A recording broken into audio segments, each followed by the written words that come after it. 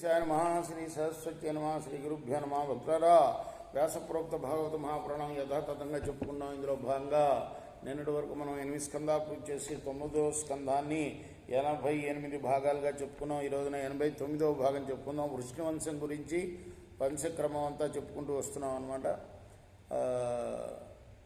ముందుగా మరి వ్యాసులు వారిని ప్రార్థన చేసుకుందాం. వ్యాసాయ విష్ణురూపాయ వ్యాసరూపాయ విష్ణవే నమో వై బ్రహ్మణదే వాసిష్ఠాయ నమో నమ. ఆంజనేయం మహావీరం బ్రహ్మవిష్ణు స్వాత్మం తరుణాక ప్రభంశాంతం ఆంజనేయం నమామ్యహం సదా నింబవృక్షస్య మంగళాధివాసా సుధాశ్రావిణిం తిక్తం అప్యప్రియంతం తరుంకల్ప వృక్షాధికం సాధయంతం నమామీశ్వరం సద్గురుం సాయినాథం.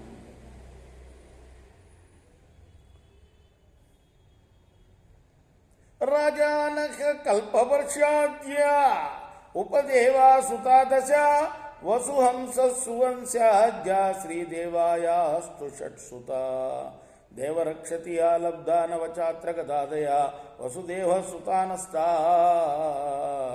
అవాధధే సహ దేవయా పురు విశ్రుత ముఖ్యాంశు సాక్షాత్ ధర్మో వసూనివా వసుదేవస్తు దేవక్యాం అష్టపుత్రాన్ न जीजनत कीर्तिमंतं सुषेनं च भद्रसेनमुदारधि रोजं सम्मर्दनं भद्रं संकर्षणमहेश्वरम् अस्तमस्तु तयोरासि स्वयमेव हरिः किल सुभद्रा च महाभागा तव राजन् पितामही.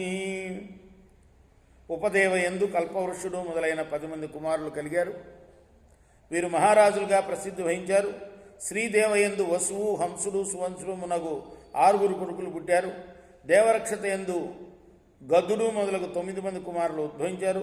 ధర్ముడికి అష్టవసువులలాగా వసుదేవుడికి సహదేవయను భార్య యందు పురువిస్తృతులు మొదలగు 8 మంది స్తుతులు కలిగారు. అలానే ఉదార స్వభావం గల వసుదేవుడి వల్ల దేవకీదేవి యందు కీర్తిమంతుడు సుషేనుడు భద్రసేనుడు రుజుడు సమర్థనుడు భద్రుడు సంకర్షణుడు అంటే ఎవరు? బలరాముడే.